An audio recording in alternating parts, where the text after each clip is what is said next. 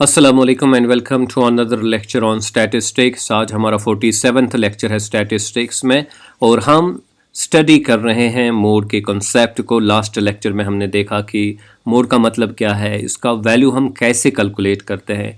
हमने देखा कि इंडिविजुअल सीरीज़ में और डिस्क्रीट सीरीज़ में और कंटिन्यूस सीरीज़ में मोड के वैल्यू को हम कैसे हासिल करते हैं, कैसे कैलकुलेट करते हैं। आज के लेक्चर में हम एक स्पेशल मेथड स्टडी करने जा रहे हैं जिसके ज़रिए हम मोड का वैल्यू कैलकुलेट करते हैं। इस मेथड को ग्रुपिंग मेथड कहते हैं। We call it grouping method, ठीक है। और ये ग्रुपिंग मेथड जो है ये अप्लाई होता है डिस्क्रीट सीरीज़ पे, कंटिन्यूस सीरीज़ पे। तो आज हम देखने जा रहे हैं कि जो ग्रुपिंग मेथड है इसको हम डिस्क्रीट सीरीज़ पे कैसे अप्लाई करते हैं। लेकिन सबसे पहले हम ये समझेंगे कि ये ग्रुपिंग मेथड हमें अप्लाई करने की क्या ज़रूरत पड़ती है।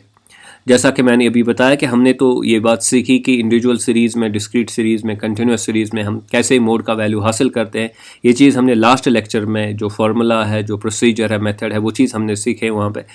लेकिन अब हमें ग्रुपिंग मेथड अप्लाई करने की क्या ज़रूरत पड़ती है। इसके दो वजूहात हैं। There are two reasons for it. पहला रीज़न है कि हमारे पास जो डेटा होता है ये मल्टी मोडल भी हो सकता है। ये मल्टी मॉडल भी हो सकता है। अब मल्टी मॉडल का मतलब है, फॉर एग्जांपल आपके पास x है यहाँ पे वैल्यू और यहाँ पे इसकी फ्रीक्वेंसी है हर क्लास की या हर वैल्यू की।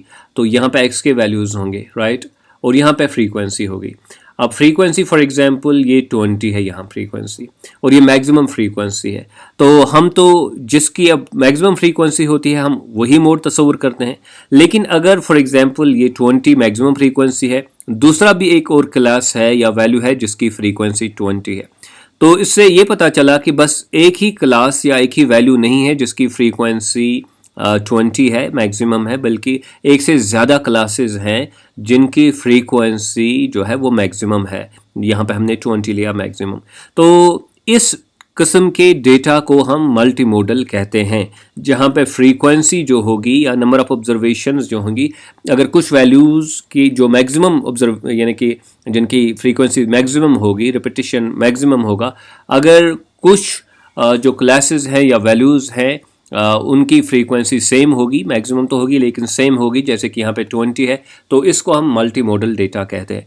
अब अगर हमारे पास मल्टी मॉडल डेटा होगा तो हम जो इससे पहले वाले लेक्चर में मेथड स्टडी किया, फार्मूला या प्रोसीजर स्टडी किया, वो हम अब अप्लाई नहीं कर सकते, यानी कि इस डेटा को इसका मोड का वैल्यू कैलकुलेट करने के लिए। तो इसके लिए एक नया तरीका होना चाहिए और एक नया तरीका जो डिवाइस किया गया है वो है ग्रुपिंग मेथड। दूसरी जो वजह है वो ये है कि हमारे पास कभी डेटा जो है ये नॉन यूनिफॉर्म होता है, नॉन यूनिफॉर्म होता है, ठीक है, या फिर नॉन रेगुलर होता है। तो अब अगर हमारे पास डेटा नॉन यूनिफॉर्म होगा, नॉन होमोजीनियस होगा, नॉन रेगुलर होगा, तो उस वक्त भी हम कन्वेंशनल जो इससे पहले हमने मेथड स्टडी किया उसको अप्लाई नहीं कर सकते, यानी कि हमारा रिज़ल्ट जो है वो उतना सही नहीं आएगा। अब यहाँ पे सवाल पैदा हो गया कि भाई ये नॉन यूनिफॉर्म या नॉन रेगुलर का मतलब क्या है। देखिए यहाँ पे x के वैल्यूज़ हैं आपके लिए और यहाँ पे फ्रीक्वेंसी के वैल्यूज़ हैं। सपोजिंग ये डिफरेंट वैल्यूज़ हैं x के, अभी हमने नहीं लिखे, तो सपोजिंग इनके 2, 3, 4 लिखे इनके लिए। और यहाँ पे जो ये फ्रीक्वेंसी है, यहाँ पे फॉर एग्जांपल 2 है, ये 3 है, ये 2 है और यहाँ पे फिर 20 है। तो अब आप देख सकते हैं कि यहाँ तो फ्रीक्वेंसी काफ़ी लो चल रही थी, 2, 3, 2, लेकिन अचानक से 20 पे हम आ गए, ठीक है। फिर यहाँ पे 19 है, so on and so fourth. तो इससे हमें ये पता चला कि अचानक से हमारी जो फ्रीक्वेंसी है वो जंप कर रही है फ्रॉम 2 to 20। तो इस किस्म के डेटा को जहाँ पे फ्रीक्वेंसी अचानक से जंप कर रही हो या एक ही सिमत में ज़्यादा फ्रीक्वेंसी जो है वो मौजूद होगा, तो वो मौजूद होगी, तो उसको हम नॉन यूनिफॉर्म या नॉन रेगुलर डेटा हम कह सकते हैं, या फ्रीक्वेंसी को हम नॉन यूनिफॉर्म या नॉन रेगुलर कह सकते हैं। अब अगर ऐसा हमारे पास डेटा है तो उस वक्त भी जो सही रहता है हमारे लिए मेथड इस्तेमाल करना मोड के वैल्यू को कैलकुलेट करने के लिए, वो है हमारा ग्रुपिंग मेथड, ठीक है। तो इस तरीके से ये दो बड़े वजूहात हैं कि हम जो है ग्रुपिंग मेथड क्यों इस्तेमाल करते हैं मोड का वैल्यू हासिल करने के लिए। अब हम यहाँ पे आते हैं कि ये जो ग्रुपिंग मेथड है इसमें हम क्या करते हैं, ये प्रोसीजर क्या है, तरीका क्या है इसका। तो इसमें आपने याद रखना है कि हम बेसिकली दो किस्म के इसमें टेबल्स बनाते हैं। एक को हम कहते हैं ग्रुपिंग टेबल, मैं जीटी लिखता हूँ यहाँ पे, आप पढ़िएगा ग्रुपिंग टेबल। और दूसरे को हम कहते हैं एनालिसिस टेबल, एटी मैंने यहाँ पे लिखा एनालिसिस टेबल और जीटी ग्रुपिंग टेबल। ठीक है, तो दो किस्म के टेबल्स हम यहाँ पे बनाते हैं। ठीक है, अभी हमने देखा कि यहाँ पे x के वैल्यूज़ हैं, राइट, यहाँ पे x के वैल्यूज़ हैं। तो ये जो x के वैल्यूज़ हैं इनके अलावा हम बेसिकली इसमें ग्रुपिंग टेबल में जो आमतौर पर बुक्स में होता है 6 कॉलम्स बनाते हैं, 6 कॉलम्स, A1 2 3 4 5 एंड 6, तो 6 कॉलम्स हम बनाते हैं। अभी हम आपको बताएंगे कि वो कॉलम्स कैसे बनाए जाते हैं। और फिर जब हम ये कंप्लीट करते हैं ग्रुपिंग टेबल, इसकी बुनियाद पर हम दूसरा एक टेबल बनाते हैं जिसको हम एनालिसिस टेबल बनाते हैं, सॉरी कहते हैं। अब एनालिसिस टेबल में हम x के वैल्यूज़ यहाँ से लिखते हैं, आमतौर पर जो बुक्स में है, ये ज़रूरी नहीं है लेकिन आमतौर पर कन्वेंशन जो है, रिवाज जो है वो ऐसा ही है। और फिर हम यहाँ से 6 रोज़ बनाते हैं, 1 2, जिस तरीके से यहाँ हमने बनाए कॉलम्स, यहाँ पर रोज़ हम बनाते हैं 3 4 5 एंड 6। और फिर ये जो हमारा एनालिसिस टेबल होता है, इसी के ज़रिए से हमें ये पता चलता है कि जो हमारा मोड है उसका वैल्यू क्या है, क्योंकि यहाँ पे तो हमने x के वैल्यूज़ लिखे हुए होते हैं। ठीक है, तो उन्हीं में से तो कोई मोड होगा, तो वो हमें पता चलता है एनालिसिस टेबल के ज़रिए से। अब अगर हमारे पास डेटा जो होगा वो कंटिन्यूस सीरीज़ में होगा, तो ये तो डिस्क्रीट के लिए मैंने कह दिया। अब अगर डेटा हमारे पास कंटिन्यूस सीरीज़ में होगा तो फिर हमें तो मोड का वैल्यू पता नहीं चलता है, लेकिन मॉडल क्लास का वैल्यू, मॉडल क्लास कौन सा है वो हमें पता चलता है। तो आने वाले लेक्चर में हम उसके बारे में डिस्कशन करने जा रहे हैं, उसको स्टडी करने जा रहे हैं। लेकिन आज के लेक्चर में हमारा फोकस रहेगा on discrete series, continuous series next. ठीक है, तो चलिए अभी देखते हैं कि ये ग्रुपिंग टेबल और ये एनालिसिस टेबल हम कैसे बनाते हैं। तो मैंने क्या किया है कि पहले मैं आपको दिखाता हूं कि हमारा डेटा क्या है। देखिए ये हमारा डेटा है। ठीक है, तो यहाँ पे आप देख सकते हैं हमारे पास दो मोड्स है, 5B मोड है, 6B मोड है। क्यों? क्योंकि दोनों की जो फ्रीक्वेंसी है वो 19 है और 19 फ्रीक्वेंसी मैक्सिमम है यहाँ पे। तो बस एक ही क्लास यहाँ पे नहीं है या वैल्यू नहीं है जिसकी फ्रीक्वेंसी मैक्सिमम है, बल्कि 2 है। तो ये बन गया हमारा बाई मोडल डेटा। तो अगर 3 होते तो मल्टी मोडल उसको कहते हैं। ठीक है, तो ये डेटा है हमारे पास। ठीक है, अब इस डेटा में आप देख सकते हैं कि x है और f है। तो जैसे कि अभी मैंने कहा कि भाई आपने 6 जो है कॉलम्स बनाने होते हैं x के अलावा। ठीक है, तो मैं पहले आपको वो कॉलम्स दिखाता हूँ जो इस डेटा की बुनियाद पे हमने बनाए हैं। तो ये देखिए, ये मैंने 6 कॉलम्स बनाए हैं। x के अलावा कितने हैं? 1 2 3 4 5 एंड 6। तो ये कॉलम्स है। अभी आपको परेशान नहीं होना है, मैं एक एक करके एक्सप्लेन करूंगा कि ये कॉलम्स हम किस तरीके से बनाते हैं। बस मैं यहाँ ये आपको दिखाना चाहता था कि भाई ये जो कॉलम्स हम बनाएंगे ये दिखेंगे कैसे, ये जो है जो बुक्स में होते हैं तो कैसे दिखाए जाते हैं। तो इस तरीके से आपके पास ये एक ग्रुपिंग टेबल जो है वो बन जाता है। ठीक है, तो ऐसी जो है ये इमेज आप अपने जहन में रखिएगा। अब यहाँ पे हमारे पास डेटा है। अब इस डेटा को हमने मॉडिफाई करना है, इसको हमने प्रोसेस करना है और उसके ज़रिए से हमें जो है ये जो 6 कॉलम्स हैं, यानी कि ग्रुपिंग टेबल में जो 6 कॉलम्स हैं ये हमने हासिल करने हैं।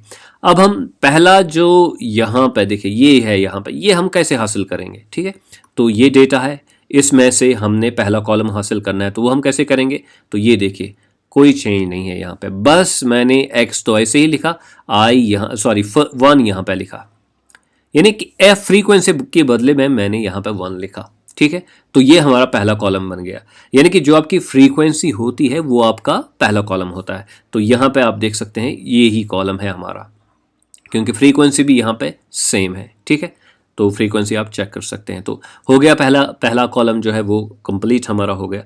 अब हमने ये जानना है कि दूसरा कॉलम हम कैसे बनाते हैं। जाहिर सी बात है दूसरा कॉलम तो यहाँ पे होगा, तो इस तरीके से दूसरा कॉलम होगा। तो ये हम कैसे बनाएंगे, तो यहाँ पे याद रखिए दूसरा कॉलम हम कैसे बनाते हैं। हम दूसरा कॉलम बनाते हैं, दो फ्रीक्वेंसीज को हमने ऐड करना होता है। ये देखिए ये दो, ये दो, ये दो, ये दो और ये दो, ये वाला छोड़ देंगे क्योंकि ये एक ही है इसलिए इसको छोड़ना है। पहले से ही हमने स्टार्ट करना है, दो दो फ्रीक्वेंसीज को ऐड कीजिए। तो ये कितना बन गया, 2 and 3 is equal to 5, 3 and 4 is equal to 7, 19 और 5 कितने हुए 24, 16 और 19 कितने हुए 35, 14 और 7 कितने हुए 21। तो ऐसे बनेगा हमारा दूसरा कॉलम। अब यहाँ पे जिस चीज़ पे आपने फोकस करना है वो ये है कि ये जो 5 का वैल्यू है ये बिलोंग करता है इस क्लास के साथ भी, इस क्लास के साथ भी, या इस वैल्यू के साथ भी, इस वैल्यू के साथ भी, क्योंकि ये इन दोनों क्लासेस की फ्रीक्वेंसी को ऐड किया गया है। ठीक है, इसी तरह ये जो 7 का वैल्यू है ये इन दो के साथ ताल्लुक रखता है, so on and so forth। इसी तरीके से आगे आपने चलना है। तो दूसरा कॉलम हम कैसे बनाएंगे, तो ये है आपके पास दूसरा कॉलम। ठीक है, तो हो गया दूसरा कॉलम हमारा तैयार। ये पहला तो कंप्लीट किया, ये दूसरा हमने कंप्लीट किया, और ये भी हमने जाना कि भाई ये जो 5 वैल्यू है ये बिलोंग करता है दोनों के साथ, ये 7 नेक्स्ट 2 के साथ जो है बिलोंग करता है। तो आई होप कि ये क्लियर है यहाँ तक। तो अब हमने क्या बनाना है, तीसरा कॉलम बनाना है। तीसरा कॉलम हम कैसे बनाएंगे, देखिए यहाँ पे देखिए, तीसरा कॉलम हमने बनाया, दो तो बनाए, अब तीसरा कॉलम बनाना है। तो तीसरा कॉलम भी हम बनाते हैं दो दो के जो वैल्यूज़ हैं इनके फ्रीक्वेंसीज़ को हमने ऐड करना होता है। ठीक है, दो दो के, जैसे कि दूसरे कॉलम में हमने किया। लेकिन यहाँ पे डिफरेंट ये है कि हम पहला वाला जो क्लास है वो छोड़ देते हैं, पहला वैल्यू छोड़ देते हैं। ठीक है, तो इसका मतलब ये हुआ कि अब इनको हमने ऐड करना है। ठीक है, नेक्स्ट 2 को हमने ऐड करना है और फिर देखना है कि इनकी कलेक्टिव फ्रीक्वेंसी क्या है, यानी कि 3 + 3 कितना हुआ 6, 5 + 4 9। तो इस तरीके से ये फ्रीक्वेंसी हमने हासिल करनी है। तो ये थर्ड क्लास की हम थर्ड जो कॉलम है उसकी हम बात कर रहे हैं। तो यहाँ पे सेकेंड और यहाँ पे थर्ड, तो ये वैल्यूज़ आपके हैं 6, 9, 38, 40 एंड 14। ठीक है, लेकिन यहाँ पे जो हम ग्रुपिंग टेबल बनाएंगे वहाँ पे तो हम यहाँ पे इसको लिखेंगे। ठीक है, 6, 9, 6 है, 9 है, 38 है, 40 एंड 14। तो यहाँ पे आप देखते 6, 9, 38, 40 एंड 14। ठीक है, अब हमने चौथा क्लास जो बनाना है वो चौथा कॉलम बनाना है वो हम कैसे बनाएंगे, तो अगेन चौथा कॉलम बनाने के लिए, फोर्थ कॉलम बनाने के लिए हम 3 फ्रीक्वेंसीज को ऐड करेंगे। अभी तक तो हमने दूसरे और तीसरे कॉलम में हमने क्या किया, दो फ्रीक्वेंसीज को हमने ऐड किया। लेकिन अब जो फोर्थ कॉलम है और इनफैक्ट फिफ्थ है और सिक्स्थ है, अब हम 3 फ्रीक्वेंसीज को ऐड करने जा रहे हैं। ठीक है, पहले जो फोर्थ कॉलम है इसमें हम ऐड करेंगे फर्स्ट 3 फ्रीक्वेंसीज। ठीक है, यानी 2 + 3 + 3, 3 और 3 हुए 6, 6 और 2 कितने हुए 8। फिर नेक्स्ट 3 इन 3 को, फिर इन 3 को। तो यहाँ पे ये 2 छोड़ देते हैं क्योंकि ये 2 ही है, 2 ही नहीं करेंगे, जब 3 होंगे तब करेंगे। ठीक है, तो इस तरीके से हमने इनको ऐड करना है। तो यहाँ पे 19 और जो 5 है 24 और 4 28 हो गए। ठीक है, अभी हमने यहाँ पे इसको किया है, तो ये कितना है, ये फोर्थ है, तो 8 है, 28 है और 49 यहाँ पे वैल्यू निकलता है। तो ये हम यहाँ पे लिखेंगे, ये फोर्थ हमारा कॉलम है, 8, 28 एंड 49। ठीक है, तो हो गया ये। अब हम आते हैं तो 4 कॉलम्स, अब फिफ्थ कॉलम पे आते हैं। अब फिफ्थ कॉलम हम कैसे बनाएंगे, how to construct the fifth column. तो फिफ्थ कॉलम कैसे, ये जैसे कि मैंने बताया कि इसमें तो हमने 3 को ऐड करना है, लेकिन फोर्थ में हम पहले 3 को ऐड करते हैं, पहले 3 क्लासेस की फ्रीक्वेंसी को ऐड करते हैं। फिफ्थ में हम एक को छोड़ के 3 क्लासेस की फ्रीक्वेंसी को ऐड करनी, यानी कि ये वाला छोड़ दो अब फिफ्थ में। अब इन 3 की फ्रीक्वेंसीज को आप ऐड करो, फिर इन 3 की फ्रीक्वेंसीज, फिर इन 3 की फ्रीक्वेंसीज, और देखो कि इनका वैल्यू कितना निकलता है। ठीक है, तो यहाँ पे आइए, ये थर्ड है, ये फोर्थ है और ये फिफ्थ है। देखिए यहाँ पे हमने पहले को छोड़ दिया, फिर क्या 3 और 4 कितना हुआ वैल्यू 10, फिर 5, 19 तो 43 ये बनता है, फिर 16, 14 एंड 7 तो 37 ये बनता है। तो ये फिफ्थ कॉलम हमारा है यहाँ पे। तो ये फिफ्थ कॉलम 10, 43 एंड 37, तो यहाँ पे देख सकते हैं 10, 43 एंड 37।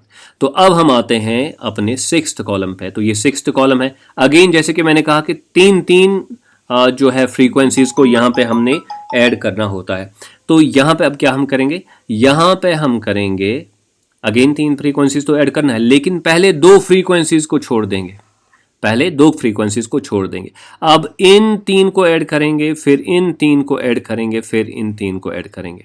तो यहाँ पे अगर देखेंगे तो सॉरी, यहाँ पे देखिए, ये 2 को हमने छोड़ दिया, इसको और इसको, 3 फ्रीक्वेंसीज को हमने ऐड किया, फिर इन 3 को ऐड किया, फिर इन 3 को ऐड किया, तो ये हमारे वैल्यूज़ यहाँ पे निकलते हैं 12, 54 एंड 28। ठीक है, तो अब इनको हम यहाँ पे लिखते हैं, ये 6th हमारा कॉलम है, 12, 54 एंड 28। अब आप जानते हैं कि ये जो 28 है ये किसके साथ ताल्लुक़ रखता है, 8, 9 और 10 के साथ। ये 54 किसके साथ ताल्लुक़ रखता है, ये रखता है 5, 6 और 7 के साथ, क्योंकि आगे जाके जो हम एनालिसिस टेबल बनाएंगे वहाँ पे हमें ये ज़रूरत पड़ेगा। अब हम फोकस करेंगे ये टेबल है। देखिए ये 6 हमने कॉलम्स यहाँ पे बनाए जिसको हम ग्रुपिंग टेबल कहते हैं, और पहले कॉलम में हमने हर किसी क्लास की फ्रीक्वेंसी ले ली और हर वैल्यू की फ्रीक्वेंसी ले ली। दूसरे क्लास में हमने 2-2 को ऐड किया फ्रीक्वेंसीज को, तीसरे में भी 2-2 को ऐड किया, लेकिन पहले वाले को छोड़ के यहाँ पे 2 को छोड़ के यहाँ पे, चौथे वाले में हमने 3-3 फ्रीक्वेंसीज को ऐड किया, पहले से ही स्टार्ट किया, और फिर 5th में भी हमने 3-3 को ऐड किया, लेकिन पहले वाली फ्रीक्वेंसी को छोड़ दिया, पहले वाली क्लास को छोड़ दिया, और 6th वाले में भी हमने 3-3 फ्रीक्वेंसीज को ऐड किया, लेकिन पहले 2 को अब छोड़ दिया। ठीक है, तो अगर आप यहाँ पे समरी इसकी डेवलप करेंगे तो पहले क्लास में क्या है, पहले कॉलम में, तो यानी कि हर कोई फ्रीक्वेंसी है, यहाँ पे F1 है, फिर F2 है, फिर F3 है, अलग अलग से। लेकिन दूसरे कॉलम में हम करते हैं 2-2 फ्रीक्वेंसीज को ऐड, F1 प्लस F2। ठीक है, और यहाँ पे वैल्यू लिखेंगे, फिर F3 प्लस F4 और यहाँ पे वैल्यू लिखेंगे। इसी तरह तीसरे कॉलम में भी हम 2-2 फ्रीक्वेंसीज को जो है ऐड करेंगे। ठीक है, तो लेकिन F1 को छोड़ देंगे, फिर हमारा बनेगा F2 प्लस F3। ठीक है, और फिर F4 प्लस F5 और इसी तरीके से आगे बढ़ेंगे। फिर जो 4th क्लास हमारा होगा, 4th कॉलम हमारा होगा, उसमें हम 3-3 फ्रीक्वेंसीज को ऐड करेंगे, और यहाँ पहले ही 3 F1 plus F2 plus F3, तो इनको ऐड करेंगे, देखेंगे क्या निकलेगा वैल्यू। फिर F4 plus F5 plus F6, तो इन फ्रीक्वेंसीज को ऐड करेंगे। ठीक है, और वैल्यू देखेंगे। फिर हमारा आता है 5th, अगेन 3-3 फ्रीक्वेंसीज को ऐड करेंगे, लेकिन F1 को छोड़ देंगे, यानी हम करेंगे स्टार्ट F2 प्लस F3, यानी कि पहले दूसरे जो क्लास की फ्रीक्वेंसी है तीसरे क्लास की फ्रीक्वेंसी है, इस तरीके से मैं इसको बता रहा हूँ। F4, ठीक है, फिर करेंगे F5 plus F6 plus F7। ठीक है, तो हो गया। अब 6th जो हमारा यहाँ पे कॉलम है उसमें हम क्या करेंगे, हम अगेन 3-3 फ्रीक्वेंसीज को ऐड करेंगे, 3-3 क्लासेस की फ्रीक्वेंसीज को ऐड करेंगे, लेकिन पहले 2 क्लासेस छोड़ देंगे, यानी कि ये भी छोड़ देंगे और ये भी छोड़ देंगे। ठीक है, और दैट मीन्स कि हम यहाँ से स्टार्ट करेंगे F3 plus F4 plus F5। ठीक है, तो ये F6 plus F7 plus F8। ठीक है, तो इस तरीके से हम पूरा जो ग्रुपिंग टेबल हम बनाते हैं, तो इस तरीके से हम उसको बनाते हैं, और हमारा ये ग्रुपिंग टेबल यहाँ पे बन रहा है।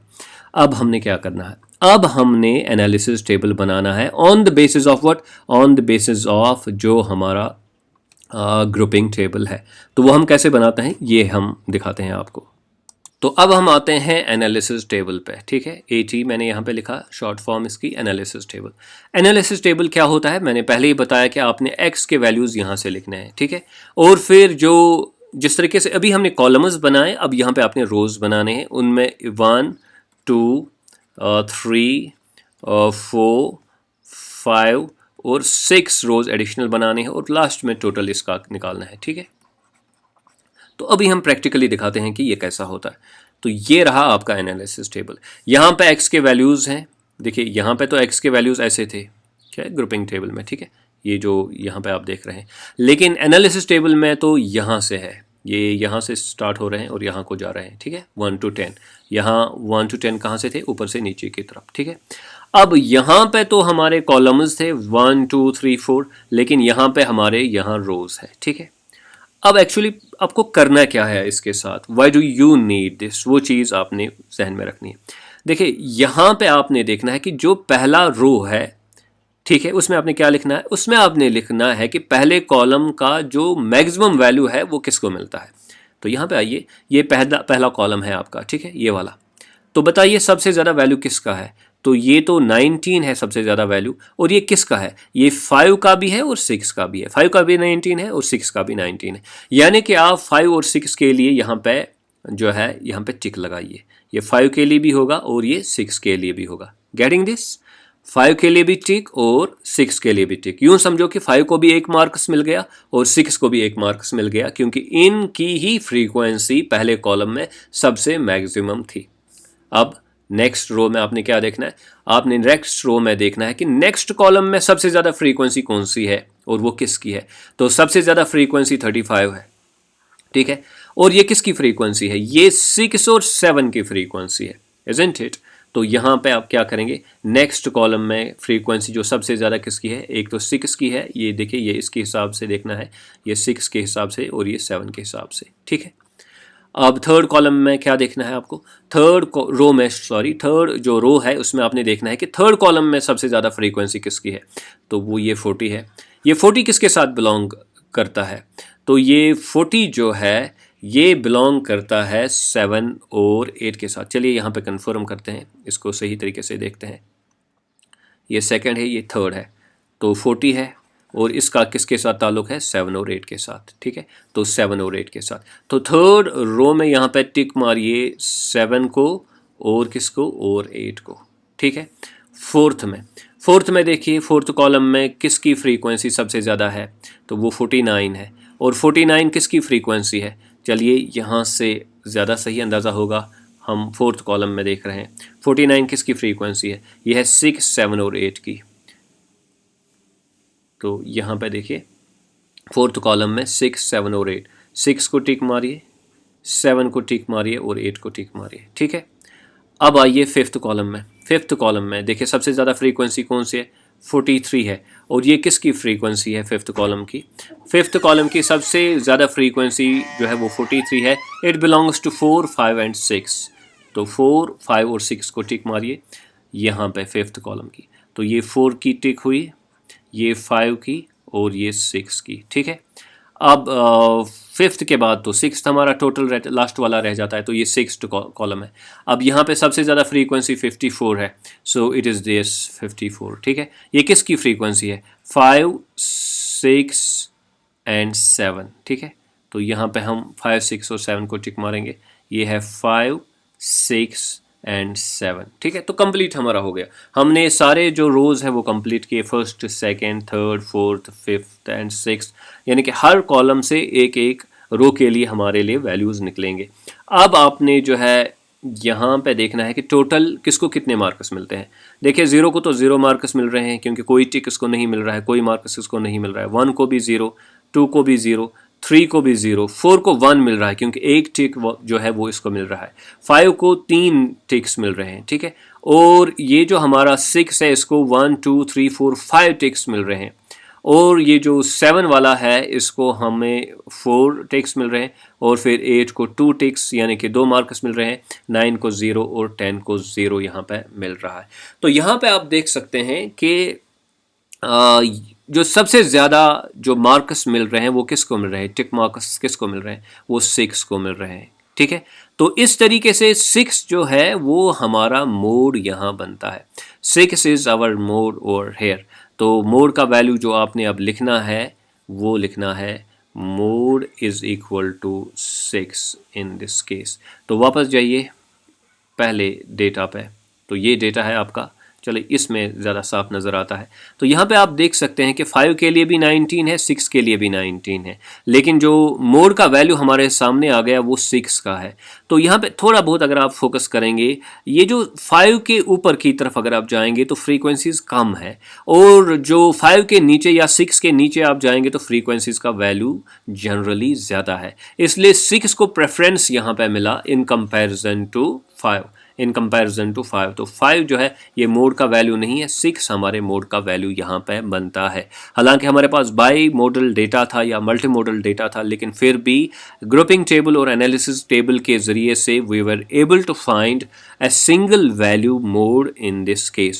आई होप कि आपने इस लेक्चर को अच्छे से समझा होगा, और इस पे प्रैक्टिस करने की एक्चुअली ज़रूरत है, तब जाके आपको ये ज़्यादा सही तरीके से समझ आएगी ये बात। वैसे भी हमने पूरी कोशिश की कि आपको अच्छे तरीके से समझाया जाए कि ये जो इशू है कि ग्रुपिंग मेथड को हम डिस्क्रीट सीरीज़ पे कैसे अप्लाई करते हैं और ये हम क्यों अप्लाई करते हैं और ग्रुपिंग मेथड का मतलब क्या है और ये इसके कौन कौन से स्टेप्स है इसमें इन्वॉल्व, इसके कौन कौन से कंपोनेंट्स है, और फिर एक एक करके हमने हर कॉलम को जो है उसका वैल्यू किस तरह निकाला जाता है वो हमने सीखा। फाइनली हमने आपके सामने जो है ग्रुपिंग टेबल रखा और ग्रुपिंग टेबल का एक्चुअल प्रोसीजर क्या है वो आपको बताया, और फिर आपको ये बताया कि एनालिसिस टेबल कैसे कंस्ट्रक्ट किया जाता है, और फिर एनालिसिस टेबल जो है उसको कंस्ट्रक्ट किया जो हमने अभी जो डेटा हासिल किया था यहाँ पे ग्रुपिंग टेबल से, वहाँ से हमने एनालिसिस टेबल को हासिल किया, और फाइनली ये बात हमें समझ आ गई कि मोड का वैल्यू जो है वो 6 यहाँ पे निकलता है, जो हमने ग्रुपिंग टेबल और एनालिसिस टेबल के ज़रिए से ये वैल्यू हासिल किया। आई होप कि आपने ये इशू अच्छे से समझा होगा। Do subscribe to my YouTube channel Earnest Economics. Thank you very much.